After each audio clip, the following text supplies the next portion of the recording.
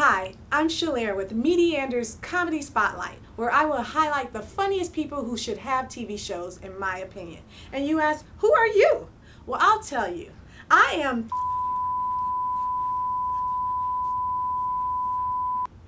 and that's why I should highlight the funniest people who should have shows.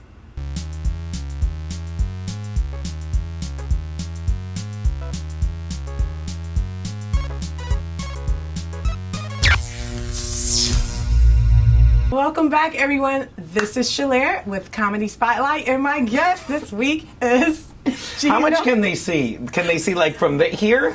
Can they see if I'm wearing pants? If that's not my thumb. Ta-da! All right, what? We're here. We're here. Geno Bisconte. How much everyone. coffee did I have? Coffee. All right. Because that is my... He's hot. You're not helping. Save this for when it's rolling. Now you're funny. Suddenly you're scatting and bebopping. I get it. I would have swiped left on that 20 times. You're known as New York Post. I'm known by nobody in the industry. I'm known by absolutely no one. If you Google what's his face, I come up. But I seem to get work. It's going well. It's going well. Yeah. Well, the New York Post labels you as crash and burn. tell my Let me say labels like they put it in the paper 2 days ago in 2008. In 2008, You they remember. called this guy. Remember your sophomore year in high school? No, I was called. They called me Slash and Burn comedian because I was doing Slash and Burn. because I was doing a show and I did a joke about domestic violence,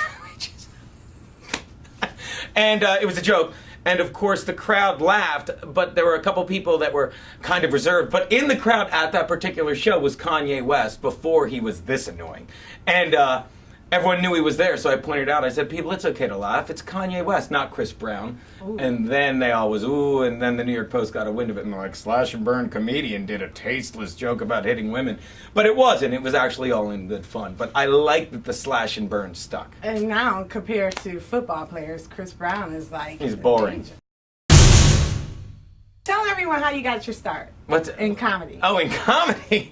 It's not much to tell.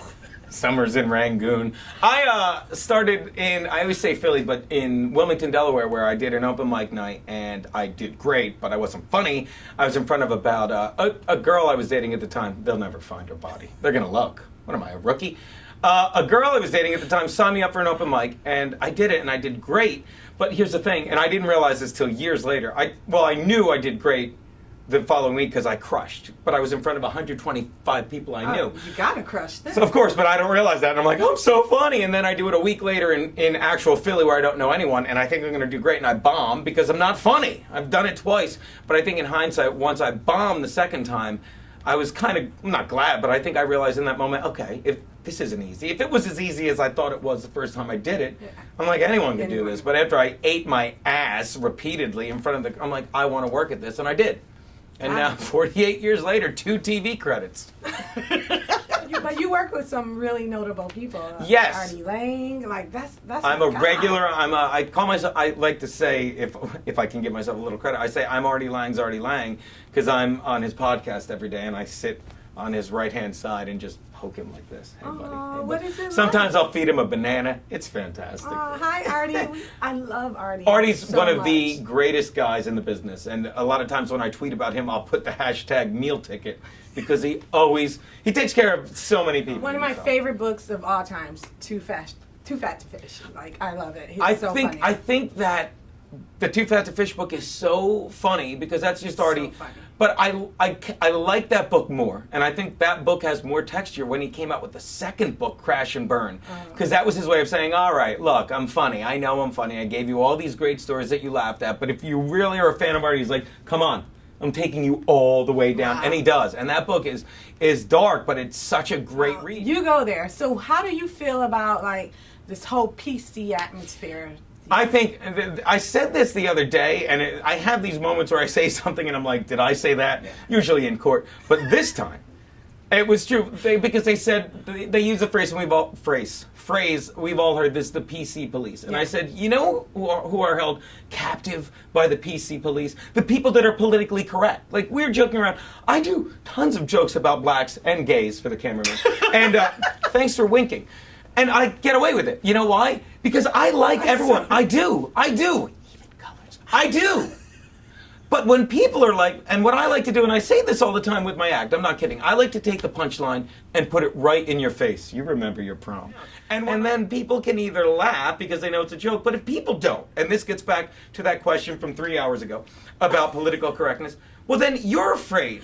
Right. Like what you've got going on in your head is like, maybe I better not laugh because I don't know if I'm okay with it, or worse yet, I don't think if other people know if I'm okay with it. I'm fine with it. Right. I have a problem with people like, oh, I can say this word and you can stop it. It's like, so that's I've never been shackled, no offense, shackled, I loved Roots, never saw it, please, 3 hours, just watched Love Boat, Nipsey Russell's on it a couple times. I'm going nowhere in the business. To answer your question, I'm not, I feel bad for people that are politically correct. I really do. Because what are they afraid of? They're afraid of what other people think about what they think. Just like, if you like everyone, what do you care? I don't see color. Actually, I don't see colors. When did you get here? See what I did there? I took the word color and made it one of those backwoodsy, okay. Oh, God. This guy is a real trip. Oh, just a trip. But what are you working on now? I know you said you're working on tomorrow's hangover. This is what am I working on? Like 7 years ago, I love football. I do. I love all sports, but I love football. And I started doing these videos. He's really good. They're great. That's how you found me. Well, we'll talk about that later. Didn't leave a mark. No, it didn't.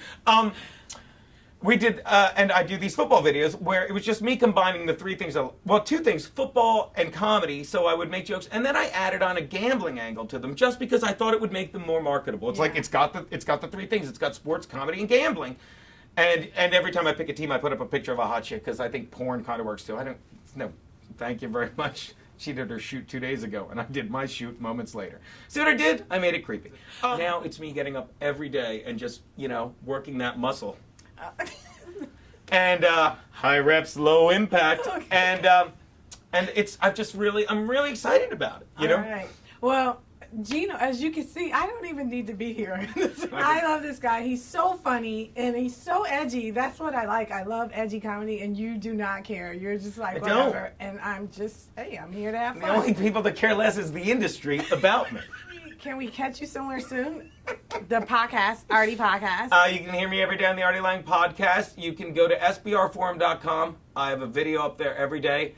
And if you just go to genobisconte.com, you can see my Geno's Picks weekly video. You can follow me on Twitter. I pop up a lot of places. Tell them. He's so Brooklyn. All right, that's a wrap. I slept in a box last night. What? Wait, I'll wait till you're done, then I say it. I slept in her box last night. This is Geno. How bored are you when we don't hang out? I'm sure. What do you do? What do you do? That's what my nephew says all the time. How bored are you when we don't hang out, Uncle Geno? Thank you.